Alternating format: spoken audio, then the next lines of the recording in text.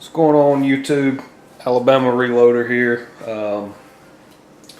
Just wanted to put another video up. Let's see, I think the last video I put up might have been running the universal trimmer there, or the case prep center. But this one I'm going to be loading up some 6mm Creedmoor. Bought this rifle.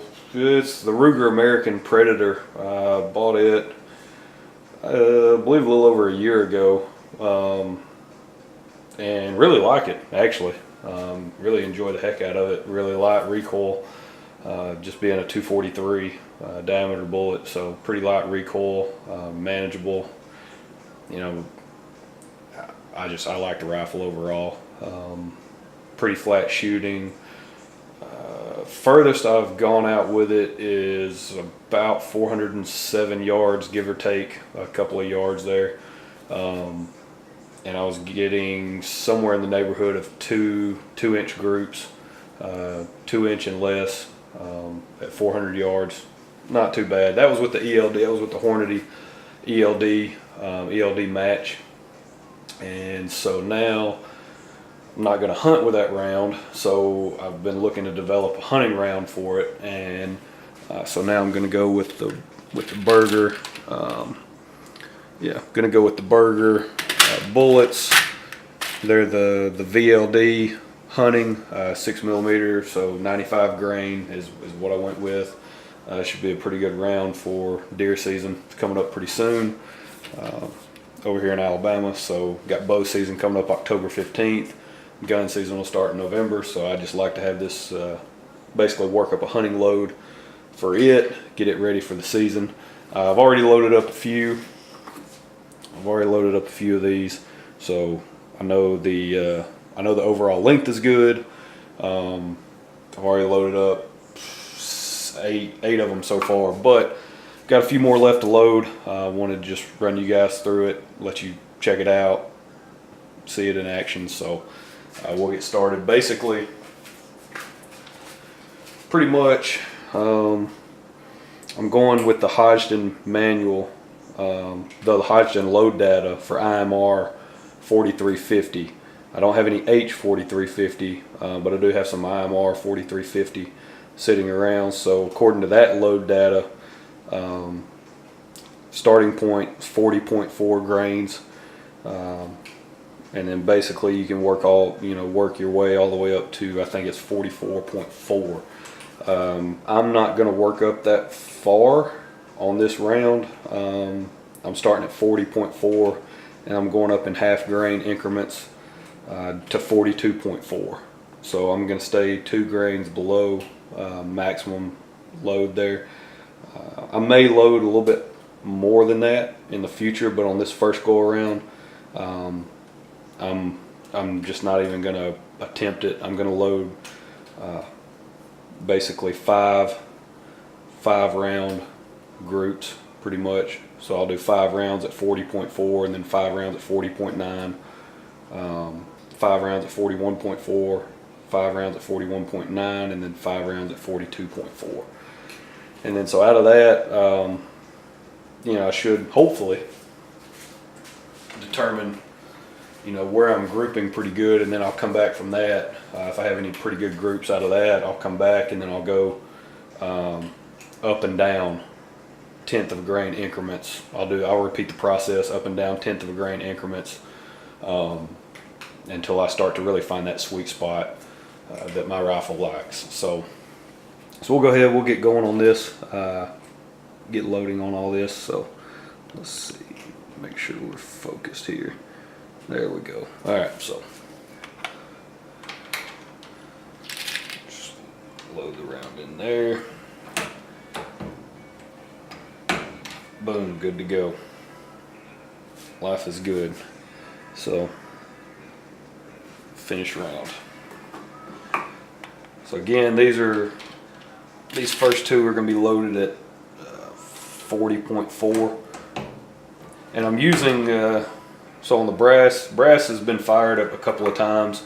It's not new, but it's Hornady Hornady brass, 6mm Creedmoor brass.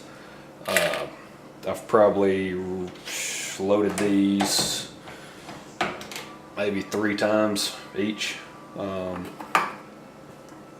on 3rd or 4th round of loading this brass. Really good brass. I've had no complaints so far. And then I'm using, like I said, IMR 4350 on the powder. I'm out of H 4350, so it's going to be IMR for this round of load data, or load development, I should say. And then the primers on these, I couldn't find the federal premium gold medal match for large rifle. I couldn't find those. I didn't really want to pay a hazmat fee to order them online either, and so I went with the these are the CCI bench rest primers for large rifle. So again, should hopefully have a pretty accurate round coming out of this development. That's kind of what I'm hoping. Is a go-to round, light recoil, something that'll really do some damage on a whitetail. Hopefully, Lord willing, that I even get to pull the trigger on one. But that's kind of what we're going for. So, and the scope that I have on my Ruger American currently is it's a Vortex Crossfire, so nothing fancy, pretty cheap scope. Really good scope though, but it's the Vortex Crossfire. I think it's the 6 to 18 variable power scope. I mean, I like it so far. You know, it's not too bad. I may look for a lower magnification scope. I just bought that one because it was on sale, to be honest with you. I don't really need that much magnification for what I'm going to be doing with this rifle. Not here in Alabama anyway. I may go with something like a 2 to 7, so I may drop down quite a bit. Go with something like a 2 to 7 Vortex. I actually just bought one of those and put that on my Ruger American Ranch rifle that's chambered in 450 Bushmaster. So I'm a Vortex fan. I like the quality of the scope and the warranty for the price that you pay. It's hard to beat. It's hard to beat Vortex. Yeah, if you wanted to spend a ton of money, you know, you could go for something more high end, or you could just go for a high end Vortex, whatever. To each his own. But you know, when you're on a budget, hey, it's not a bad deal. The Ruger American rifles, the Ranch and the Predator. I've got a Ranch, Ruger American Ranch, chambered in 223, 450 Bushmaster, and then I've got the Ruger American Predator in 6mm Creedmoor. I tell you, I don't know if I'm going to go with another rifle, to be honest with you. I've had great success. I've had great success with those rifles overall, and the accuracy with those rifles. I really like them. I mean, I've had no complaints up until this point. So yeah, if you're looking for a budget rifle is pretty accurate. And you're looking for a budget scope, you know, to throw on it. I would recommend at least giving them a look. I think I picked up the rifle, I believe it was on sale, something like $349 is what I gave for the rifle. It was about a year ago, and then I paid somewhere, I think I caught the scope on sale for like $150 or in that range, $150, $160, somewhere in there. So not a bad price point. Again, out to 400 yards, and I was shooting sub 2-inch groups at 400 yards.